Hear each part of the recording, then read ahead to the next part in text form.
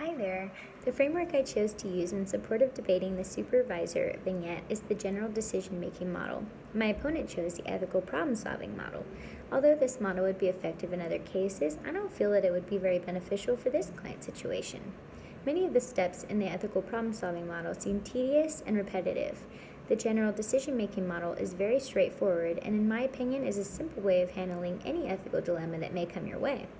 This model would work best in this scenario because of its additional step, identifying alternative strategies and assessing the effectiveness of each one.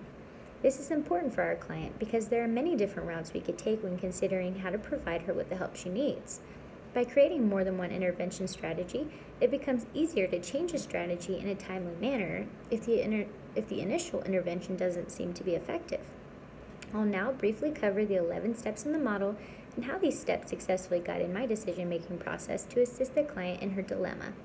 The contributing problems and factors within this dilemma consist of a mother from Africa, where parenting is communal, who's breaking the role of supervising her children 24/7 and being given consequences for it continuously, who's actively participating in an inpatient addiction treatment program, as well as children who are being forced into family therapy in an environment that is not suitable for them, and a supervisor who's never had kids to understand supervision herself.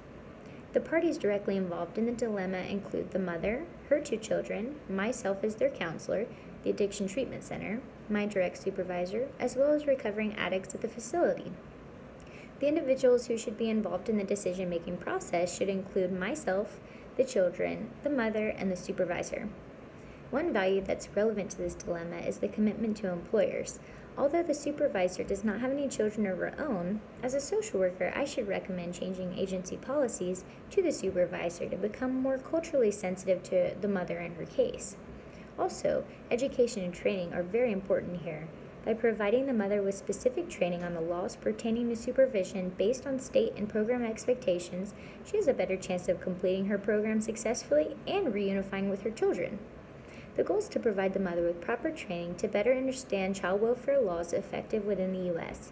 By receiving training, she'll become aware that communal parenting is not socially acceptable in the U.S.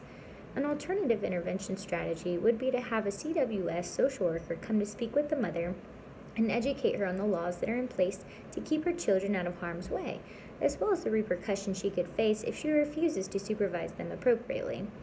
This alternative intervention strategy should be effective given the possibility of her children being detained by CPS, which may motivate her enough to change her ways and pay more attention to her children and their well-being.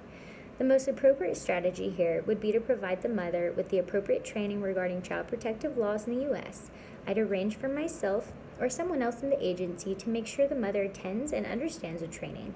The mother should show an interest in the information she's learning and share that she is concerned and willing to abide by the supervision policy in place.